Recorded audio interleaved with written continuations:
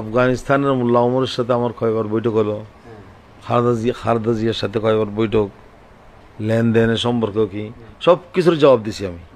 তারপর তারা বলতেছে খালেদা জিয়া কীরকম, আপনি কাজ করেন, আপনার রিমান্ড শেষ আজকের জন্য, একটু এখান থেকে উঠার পূর্বে খালেদা জিয়াকে একটু গালি দেন, একটা শব্দ গালি দেন, তারপর চলে যান।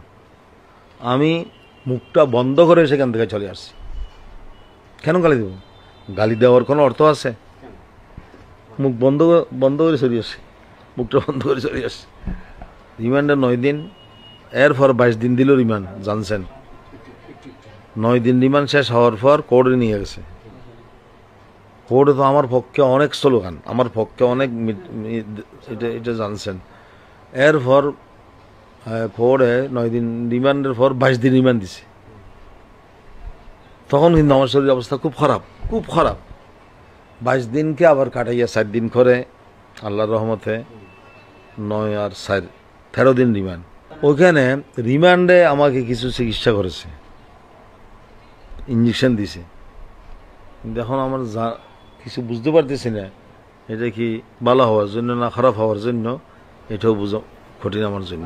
আর বাতের ওষুধ দিছে বেশি, যে বাতের ওষুধের কারণে কিডনিতে একটু সমস্যা হয়ে গেছে আমার। যিনি রিমান্ডের আইউ ছিল ওনাকে আল্লাহ তাআলা জাযায়ে দান করুক, ওনার চেষ্টায় আরও উপরের চেষ্টায় অর্ডারে ওই 22 দিনকে 4 দিন করে আমাকে কেন্দ্রীয় ফাটা দিছে। সেখানে ছিলাম একদিন এক রাত।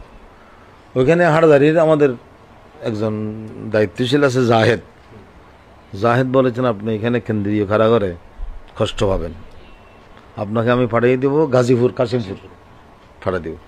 ওইখানে জেল হাসপাতাল আছে, তো ওখানে আমাকে নিয়ে গেছে ওদের গাড়িতে।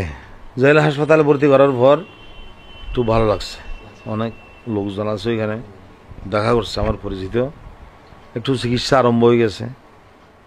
প্রাথমিক ডাক্তাররা খুব আন্তরিকতার